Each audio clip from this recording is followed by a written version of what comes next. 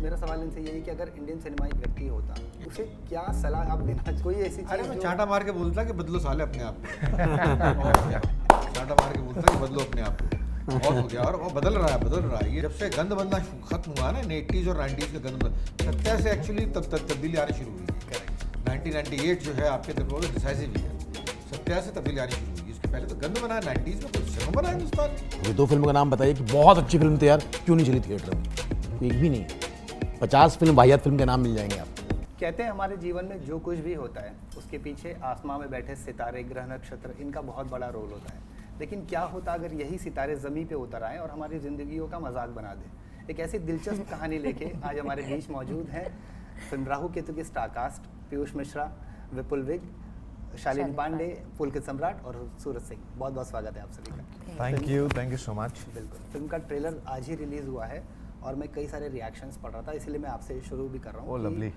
दर्शक जो हैं सबसे ज़्यादा इस फिल्म के बारे में इसलिए भी बात कर रहे हैं कि पुलकित और वरुण की जोड़ी वापस आ रही है। वो चूचा और क्या कहते हैं, हनी की जोड़ी जो है वो उसका बड़ा इंतज़ार था दर्शकों को। तो वो आप दोनों के बीच में जो एक वो चल रहा है पूरे ट्रेलर में, तो वो बहुत पसंद कर रहे हैं। मैं आपसे अगर शुरू करूं, और साथ ही साथ क्योंकि विपुल सर यहाँ पर है जिन्होंने फुकरे की सारी तीनों पार्ट्स उन्होंने लिखे हैं, तो कितना दिलचस्प होने वाला है इस बार और कितना अलग होगा ये पिछली फिल्मों से? यार अगर आपको फुकरे 1, फुकरे 2, फुकरे 3 तीनों पसंद आई तो वो ऑब्वियसली इन्होंने ही लिखी हैं और इनकी लिखाई का अब आपको अंदाज़ा तो लग चुका है। सो सिमिलरली एक बहुत ही अलग अतरंगी दुनिया इन्होंने बनाई है जिसका नाम है राहु केतु। इसमें बहुत ही इंटरेस्टिंग कैरेक्टर्स हैं, फैंटास्टिकल वर्ल्ड है और थोड़ी सी माइथोलॉजी है, एक प्यारा सा मैसेज है और ढेर सारी कॉमेडी है। एंड साथ में हम दोनों भी हैं, सो बहुत मज़ा आया साथ में काम करने में। और वरुण और मैं बहुत सालों से भूखे हैं कि हम फुकरे के अलावा और क्या कर सकते हैं साथ में।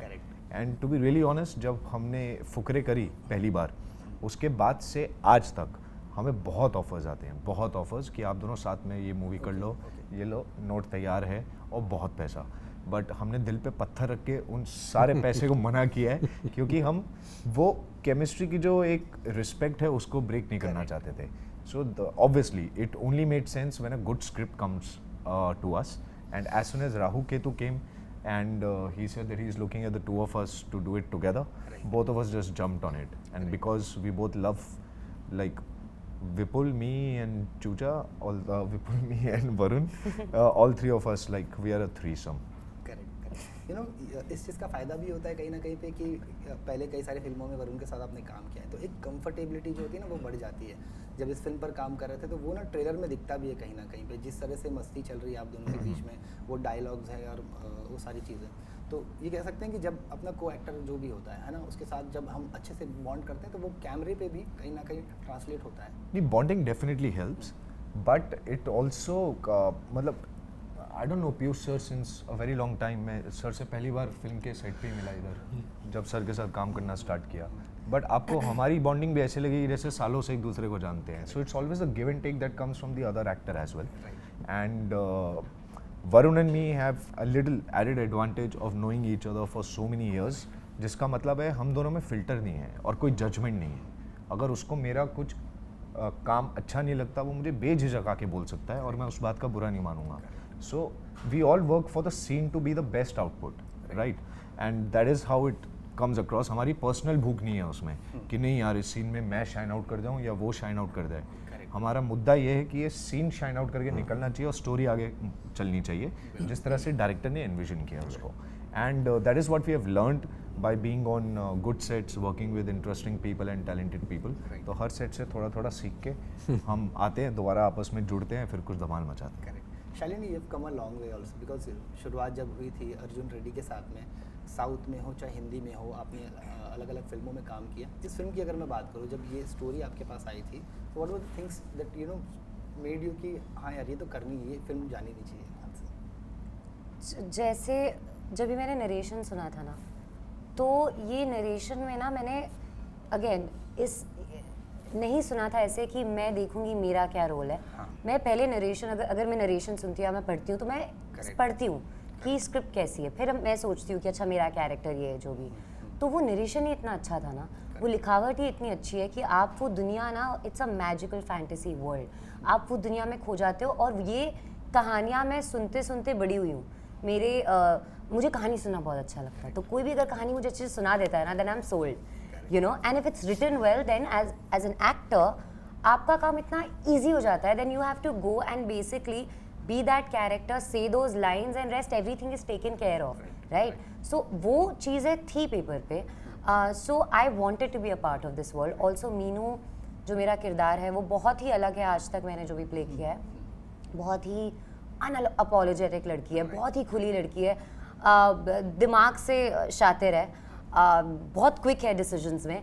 और वो कैसे मतलब यू नो एक फिल्म चल रही है एंड फिर वो एंटर होती है एंड फिर वो रोलर कोस्टर राइड बन जाती है and how she takes care of situations. So इतना कुछ था करने के लिए that I was like I have to do this. And then you also जब आप सेट पे जाते हो, then you have good actors, good co-actors too for you to have that support, it becomes better. Correct. Trailer में भी वो scene है हम देखते हैं जहाँ पर बाइक चला रही हैं, यहाँ पर एक कॉन्फिडेंस है आपके किरदार में कहीं ना कहीं पे। तो बाइक चलाना वगैरह, मुझे लगता है थोड़ा एक्शन वगैरह भी होगा इसमें, ऐसा कुछ क्या होगा बताओ आप? मतलब बाइक तो मतलब वो लड़की ऐसी है, वो जो आप कह रहे हो ना, जो कॉन्फिडेंस वो लड़की में है, वो उसके किरदार में है, वो लिखावट में है। एंड वो उसको प्ले करना इसलिए मज़ेदार था, to play a confident unabashed woman on screen, very liberating. Piyush sir की अगर मैं बात करूँ तो हमारी इंडस्ट्री के सबसे टैलेंटेड आर्टिस्ट में से एक है। मैं सिर्फ एक्टर तक उनको सीमित तो रख ही नहीं सकता, क्योंकि उन्होंने अपने काम को इतने चीज़ों में बांटा हुआ है, चाहे वो राइटिंग हो या फिर म्यूज़िक कंपोजिंग हो।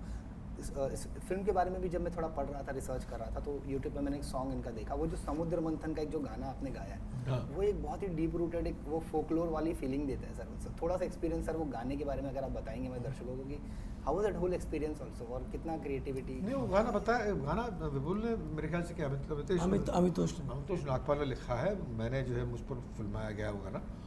पपेट शो हो रहा होता है एक्चुअली, वो ये जो राहु केतु की मैथोलॉजी जो है ना, इसको डिकोड करना बड़ा ज़रूरी था कि एक्चुअली हम लोग जानते नहीं है राहु केतु के बारे में, कौन है, कहाँ से आया, इनकी उत्पत्ति कहाँ से हुई है।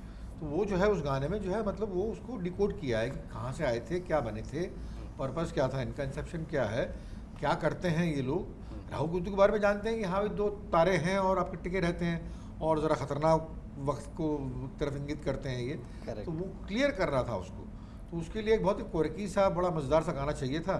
इन्हें मेरी आवाज़ लगी ऐसी क्वर्की, तो गाना लिख दिया उसने। मितोष बढ़िया लिखता है वो, तो मैंने गा दिया। इतनी सी हिस्ट्री और ख़ास नहीं उसकी। फिल्म के बोल में भी आपका कुछ कंट्रीब्यूशन है गाने के बोल में? नहीं, मेरा कंट्रीब्यूशन नहीं, वो सब कुछ टिंगियाँ फुइयाँ सब उसने लिखा था। क्योंकि वो बड़ा ही दिलचस्प साउंड करता है और आपकी आवाज़ में वो बहुत उसको उसने सारा कुछ लिखा था, उसमें सारी साउंड जो उसकी हैं उसमें हर चीज़ दर्ज की गई है, तो मैंने खाली जो गाया और कुछ भी नहीं किया मैंने। विपुल सर, जैसे आप कह भी रहे थे कि एक कोशिश हमेशा रहती है कि अंडरडॉग्स जो होते हैं हमारी सोसाइटी में, एक अंडरडॉग्स जो होते हैं हमारी सोसाइटी में, उस तरह के लोगों की कहानियों को बताना, उनको वो करना, क्योंकि लोग आपको जानते हैं खास तौर पे फुकरे के लिए, है ना। ये फिल्म का कंसेप्ट वैसे तो काफ़ी अलग है। कितनी कोशिश की गई कि चीज़ मतलब एक बैलेंस स्ट्राइक हो सके और ये इसकी एक अपनी पहचान बने?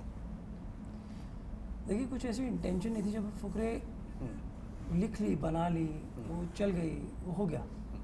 अब हमेशा आप एज अ क्रिएटिव बीइंग आप नेक्स्ट सोचते हो कि नेक्स्ट क्या हो। और जब भी आप किसी अगली कहानी के बारे में सोचते हो या किसी अगली क्रिएशन के बारे में सोचते हो, तो थोड़ा सा रिफ्लेक्शन आ सकता है, लेकिन वो एंटायरली पिछले पे डिपेंडेंट नहीं रहता है। क्योंकि एज ए ह्यूमन भी आपको इवॉल्व करना होता है ना, हर मोमेंट के साथ में, हर ब्रेथ के साथ में हर कोई इवॉल्व करता है।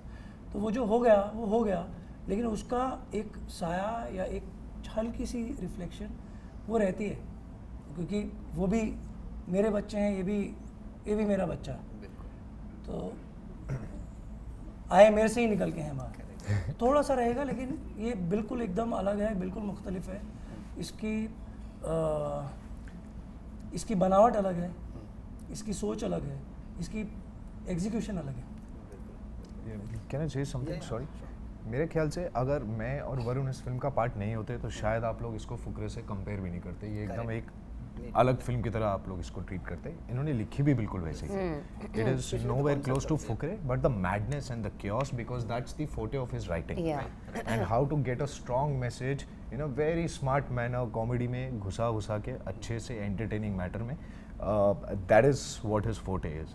So I think he's done a fantastic job in packaging the entire message like that. बिल्कुल, क्योंकि अगर सूरज सर आपसे एक सवाल मेरा तो कहीं ना कहीं वो मेरे मन में था कि एज अ प्रोड्यूसर ऑल्सो एक असमंजस की स्थिति होती है, खास तौर पे जब किसी भी फिल्म की स्टोरी हम तक आती है, तो क्रिएटिविटी और बिजनेस वो दोनों को मेंटेन करना बड़ा मुश्किल होता है। खास तौर पे कोई क्रिएटिव कंसेप्ट हमारे पास आता है, बट क्योंकि फिल्म मेकिंग एक बिजनेस भी है, because that is finance involve, how do you take the call? ये तो मैं भी सुनना चाहता हूँ। नहीं, सो बिकॉज अभी क्या है कि आफ्टर कोविड, लेकिन पहले कोविड के पहले स्टार वैल्यू, बड़ी बजट की फिल्म फिर भी ऑडियंस अट्रैक्ट कर लेती थी। अगर मार्केटिंग बहुत बढ़िया है आपकी तो फ्राइडे सैटरडे संडे तक पिक्चर चल जाती थी। After Covid because the yes और no is in hand right no, तो आप क्या कंटेंट देखना है और कहाँ देखना है, स्पेशली थिएटर में बुलाना तो बहुत बड़ा चैलेंज हो गया आजकल। लेकिन जब आप एक अच्छी फिल्म अच्छी नीयत से और ऑनेस्टी के साथ बनाते हो, so I have seen people are coming, audience is still coming. So when that is there, like जब हम ये कॉल लेते हैं एक फिल्म को बनाने की, so then that's a time like when it's not only me कि बस मुझे अच्छी लगी तो मैंने फिल्म शुरू कर दिया या नहीं। हमारे साथ भी टीम काम करते हैं, वो पूरी टीम सुनती है, फिर हम लोग और 10-12 लोग जो इंडस्ट्री के नहीं उनको बुलाते हैं, उनको भी सुनाते हैं। एंड सबसे इंपॉर्टेंट चीज़ जो उससे होती है कि एक फिल्म जो आप सुनते हो और वो रह जाए और आपके दिमाग में घर कर जाए, तो I think it should be made. And secondly to what people have saying कि, और सब लोग कह रहे हैं कि मैसेज है, बट मैसेज आपके चेहरे पे नहीं है, message just part of the film. Film is entertainment. So when you are trying to make a film which is entertaining and at the same time has message, then you make it and automatically it gets viability आ जाती है, सब कुछ आ जाता है। So it's like that. मुझे याद है कि जैसे आपने कहा कि मैसेज को कहीं ना कहीं वो एक एंटरटेनिंग वे में यहाँ पे पोर्ट्रे किया गया है। एक बार अक्षय कुमार सर से बात हो रही थी इंटरव्यू के दौरान, तो उन्होंने कहा भी था कि लोगों को ज्ञान नहीं चाहिए, बिल्कुल नहीं चाहिए, कोशिश यही होनी चाहिए बिल्कुल कि आप एंटरटेनमेंट आपकी फिल्म, हर फिल्म, आप जितनी फिल्म देखोगे अभी तक जो भी मैसेज पे बनी है, अगर उसमें बस मैसेज रहा है तो वो फिल्म मैसेज बन के रहेगी। बट जब Funny उस तो है फिल्म में हमारे मैसेज सूरज के सर साथ एंटरटेनमेंट ऐड हुआ है, beat any film till today, every film is work. So अगर आपसे पूछूं मैं, तो इस फिल्म में कितना चैलेंज किया है आपको एज एन आर्टिस्ट आल्सो? यार चैलेंज तो 100% किया है। सबसे पहला चैलेंज तो यही है कि हनी चूचा जैसे नहीं लगने चाहिए, राइट? वो बहुत इंपॉर्टेंट था हमारे लिए। तो हमारी जितनी भी हमने वर्कशॉप्स, रीडिंग्स, जो भी हमने होमवर्क साथ में किया, वो सब इसी बेसिस पे था कि राहु और केतु की एक खुद की पहचान कैसे निकलेगी and how to do that, and that is what was more exciting, because जब आप पे चैलेंज थ्रो किया जाता है ना, तो आप ग्रो करते हैं लाइफ में, and it just felt like a very interesting challenge. और एज एन एक्टर हम हंग्री रहते हैं कि हमें कोई तो चैलेंज मिले, राइट? आता नहीं है तो हम खुद क्रिएट करते हैं कि अरे ये कैरेक्टर में ऐसा कुछ करके देखते हैं, ये आज तक किसी ने किया नहीं है, चैलेंजिंग होगा, मेरी रातों की नींद उड़ेगी, लेकिन जब फाइनली वो अच्छा शॉट होगा और लोगों से अप्रिसिएशन मिलेगी, उससे मीठी नींद किसी को नहीं मिलती। जैसे कि फिल्म के ट्रेलर से एक जो फील आता है वो ऐसा लगता है कि एक out and out comedy film है, लेकिन आप लोगों ने बताया भी कि कहीं ना कहीं ये एक ऐसी फिल्म है जो कॉमेडी के साथ साथ एक सोशल मैसेज भी देती है। फिल्म की टीम के साथ साथ मैं ना राइटर्स, इसके सभी को मैं कॉन्ग्रेचुलेट भी करना चाहूँगा, बिकॉज मैंने ट्रेलर में कुछ ऐसे सीन्स देखे जो लगा कि ये इतना आसानी से इसका स्क्रीन प्ले वगैरह इतना अच्छे से लिखा गया, जैसे वो हाथी वाला एक जोक है, राइट? वो हो सकता है ऑडियंस को फनी ना लगे, लेकिन एक्टर्स और जिस तरीके से उसको बाद में एक्सप्रेशन आते हैं, वो कहीं ना कहीं सीन को काफ़ी फनी बना देता है कि मतलब, और कमेंट्स में भी लोग उसके बारे में बात कर रहे हैं, अगर आप यूट्यूब पे कमेंट पढ़ोगे तो। नहीं, I'll tell you actually that is one sequence जो हम अनकन्विंस से कन्विक्शन तक पहुँचे सेट पे पहुँचने के बाद, कि पूरी स्क्रिप्ट पढ़ ली, सब हो गया, जब हम सेट पे पहुँचे और हम डिस्कस करना हमने स्टार्ट किया कि ये सीन कैसे करेंगे, इसमें क्या करते हैं, तो हमने 2-3 तरीके कुछ करके देखा, but Vipul was very adamant, no just do it this way, I'm telling you, just do it this way, just go ahead and do it this way। और as an actor ये हमारी responsibility है कि whatever the director wants and needs on the set is the last word, is the final word। So we went with that surrender and that conviction, so the credit for that particular joke working so well for people, and it's the best joke in the entire trailer। I really love it, मतलब मैं खुद देख के इतना हंस रहा हूँ उसको। That entire credit goes to this man. Shalini, क्योंकि जैसे मैंने कहा अभी कि आपका किरदार बहुत कॉन्फिडेंट है, do you think that Indian cinema में वो चेंज अब आया है कि अब वुमेन को कहीं ना कहीं पे पावरफुल रोल्स दिए जाते हैं, रियलिस्टिक किरदार उनको मिलते हैं, ना कि सिर्फ एक ब्यूटी के तौर पे यूज़ किया जाता है? I think so way evolving, हम कम्प्लीटली वहाँ नहीं गए हैं, पाथ पे हैं हम उसी के। अब आई थिंक और राइटर्स या डायरेक्टर्स जब ये लिखेंगे या बनाएंगे, and I think the change is gonna come, I can already see it. Are we already there completely? No, we're on that path for sure. But I have done this film. I'm sure there'll be many characters written. I'm sure Vipul sir will write more, and then he'll think about me, you know. So I do think कि change है, आ रहा है धीरे धीरे। I think it's going to be there. Right, क्योंकि Piyush sir भी हमारे साथ हैं और one of the most senior actors हैं हमारे साथ में। तो मेरा सवाल इनसे यही कि अगर इंडियन सिनेमा एक व्यक्ति होता, अगर कोई एक व्यक्ति होता, हाँ, तो उसे क्या सलाह आप देना चाहते? व्यक्ति होता, मान लीजिए अगर एक व्यक्ति होता तो क्या ऐसी सलाह क्या होता है, लेकिन व्यक्ति कैसे हो सकता है? कितना कुछ है ना। फिर भी अगर कोई ऐसी अरे चीज मैं जो चांटा मार के बोलता कि बदलो साले अपने आप को। और क्या, चांटा मार के बोलता कि बदलो अपने आप को। बहुत हो गया, और वो बदल रहा है। ये जो है, ये 2002-1-2 के बाद में, जब से अनुराग कश्यप, इम्तियाज़ अली, विशाल भारद्वाज, तिग्मांशु धूलिया, जब से गंद बनना खत्म हुआ ना, 80s और 90s का गंद, सत्या से एक्चुअली तब्दीली आनी शुरू हुई है। करेक्ट, 1998 जो है आपके तरफ डिसाइसिव ईयर, सत्या से तब्दीली आनी शुरू हुई। इसके पहले तो गंद बना, 90s में कोई सिनेमा बना हिंदुस्तान, ये लेट 80s में सिनेमा बना हिंदुस्तान। मतलब मैं नाम लेना चाहता भी वो गुस्सा हो जाएंगे हजरत। भी नहीं है। हाँ, मतलब सब गंद बना है। ये सत्या से चेंज हुआ है, उसके बाद में नए फिल्म मेकर आने शुरू हुए हैं, उसके बाद में जाके प्लॉट्स आने शुरू हुए। तो अभी तो बहुत अच्छी हालत में है सिनेमा। अभी ये जो सवाल पूछो शालिनी से, अरे बाकायदा लिखे जा रहे हैं यार लड़कियों के लिए रोल्स, बाकायदा लिखे जा रहे हैं, बाकायदा लिखे जा रहे हैं।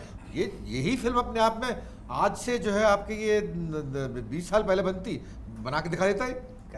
इतना बोल्ड हो गया है सिनेमा आज की तारीख में कि हम प्लॉट में एक्सपेरिमेंट कर रहे हैं, हम कैरेक्टर्स में एक्सपेरिमेंट कर रहे हैं, हर चीज़ में एक्सपेरिमेंट कर रहे हैं।